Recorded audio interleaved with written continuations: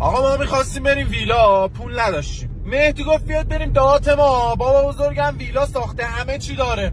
گفتیم باشه بریم. گفت فقط شما چند تا دختر بیارید. رفیقم گفت باشه من میارم. رفتیم وسط بیابون دیدیم یه ویلا ساختن، رفتیم داخل، لباسا رو عوض کردیم. یهو مهدی برگشت گفت راستی بچه‌ها بهتون گفتم اینجا جن داره. یه دخترا پشماشون ریخت، ما هم ریده بودیم. گفتیم خب داداش بیا برگردیم. میگفت نه ترسین، من گردنم دعا دارم، هیچ نمیشه. گفتیم باشه. مهدی لاشی بازی هنر بود، تو هنر من بودی. مهدی دیدم دختر دستشوی میخوام برن نشتشم با مهدی میرن، دیدم میخوام بخوابن مهدی میبرن تو اتاقشون میخوابن. مهدی دیدم استخ میخوام برن 4 تایی رفتن مهدی هم بردن چندره.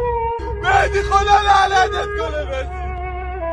مهدی 5 تومن میخواستیم پول ویلا بدیم، 50 تومن پول تراپیست دارم هنوز یادم نمیره.